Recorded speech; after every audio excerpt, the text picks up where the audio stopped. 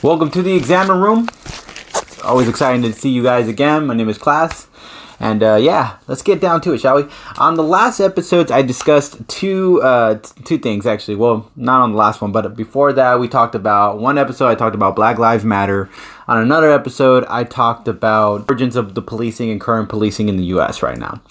And now I'm going to talk about the two wars that have led us to some very disappointing results. And I'm talking about the war in Afghanistan, and I'm talking about the war in Iraq.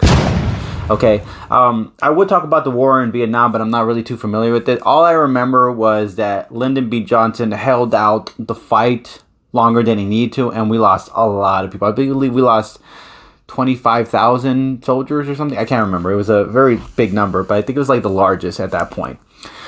I don't know if anyone topped it yet, but we shall see. So, why would I say that these two were, actually, I feel like, and I know a lot of people are going to take a lot of offense to this type of stuff because obviously we're talking about a sensitive subject. We're talking about soldiers. We're talking about lives. We're talking about lost causes. We're talking about all that stuff. Why would I say something like this? Is because I want people to know that I'm not a soldier. I can say that if I'm going to die, if I'm going to die for my country, I want to die for the right reasons. And I know a lot of soldiers believe that they're dying for the right reasons. And I believe that a lot of soldiers would be rolling in their grave if they found out that their leaders had allowed such a war to continue just based on their ego. Okay, so I know that being said, let's get down to it. So, why would I say that, these wars were pointless? And I'm not saying pointless that, the lives were pointless. I'm saying that the meaning to do these wars were pointless. So let's start with the war in Iraq. Now, the war in Iraq, we were told there were weapons of mass destructions, that they kept telling us there were weapons of mass destructions, there were weapons of mass destructions. Okay. After the terrorist attacks of September 11, 2001, George W. Bush's administration felt a need to let the weight and the wrath of the world's only superpower fall on more evil actors than just Afghanistan's Taliban regime. No target could have seemed more worthy of being crushed than Iraq's brutal dictator, Saddam Hussein. Sadly, however, the elimination of this tyrant was perhaps the only positive result of the war. The war aimed to eliminate weapons of mass destruction, but there weren't any. The war aimed to eliminate Al-Qaeda in Iraq, but the terrorist group didn't exist until the country until after the invasion. And I don't know if statistically this is a death toll number. This is just something I found. I can't tell you statistically if that's really accurate or not, but just the fact that there have been more than one or two or hundreds or thousands on that number of deaths because of this war, it's upsetting me. Because if you look at it this way, those are people who could have inspired other people. Those are people who could have changed the world in our country, who improved the economy, all of this stuff. Those are people who have loving family members, friends, all this stuff, people that they can't come back to. I don't know some people sometimes when they lose a loved one to war, they also lose themselves in a way. So that's a lot to take in, and I understand that when 9/11 happened, it was very hard for all of us, but they played on emotions rather than intellect, and that is why we failed in this sense. We failed our soldiers in a way because we let this happen to them. We let them go to this war based on no actual, concrete evidence. We just kind of did the speculation because we were just so overwhelmed by the big tragedy we just suffered, And the Bush administration kind of took advantage of that. The Senate Intelligence Committee reports was unsparing in the criticism of this aspect of the White House's case for war.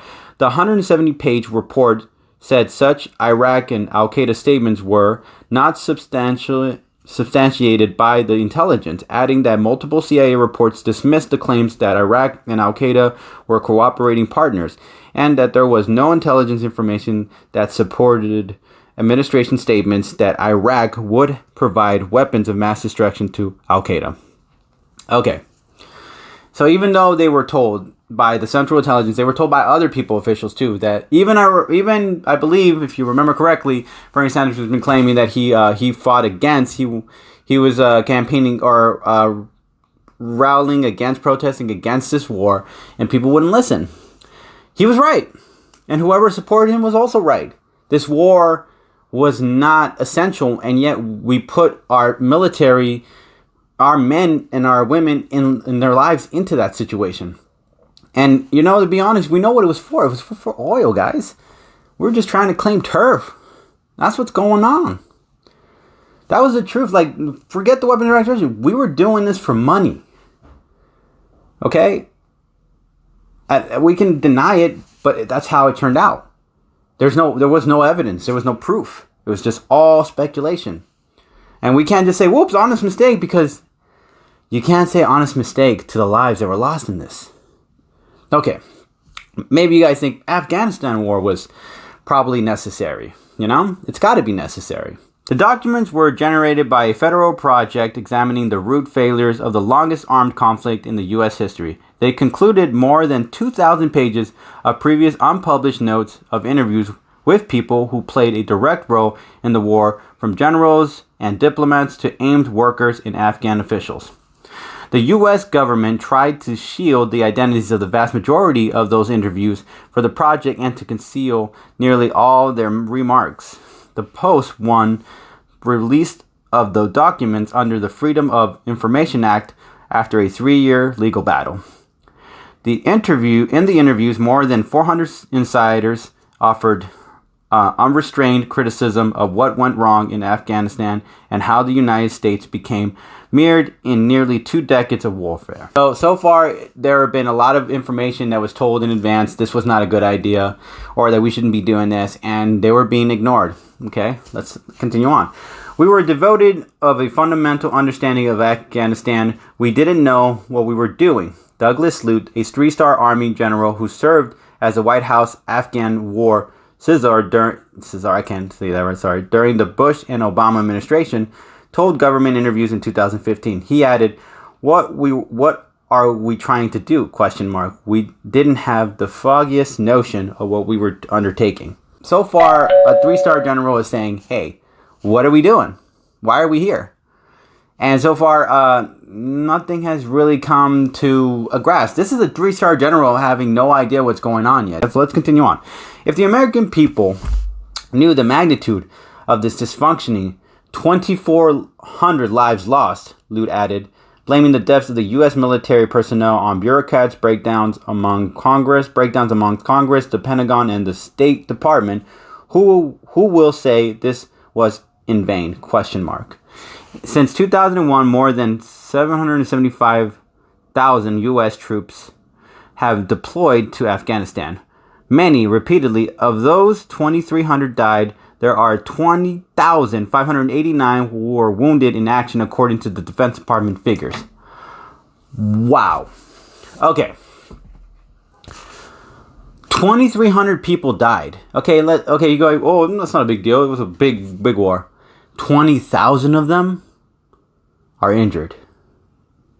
We're talking about PTSD. We're talking about losing limbs. We're talking about things that people will never unsee again. To lose a brother in arms or a sister in arms and see guts and blood and everything everywhere. All in what? Because they thought they were fighting for the symbolism, which is America. And they weren't. They were fighting for something else. That's a lot of lives, guys. I mean, how do we justify this? All told, the cost of nearly 18 years of war in Afghanistan would amount to more than $2 trillion was the money we all spent. There's a little to show for it. The Taliban control much more of the country. Afghanistan remains one of the world's largest sources of refugees and migrants.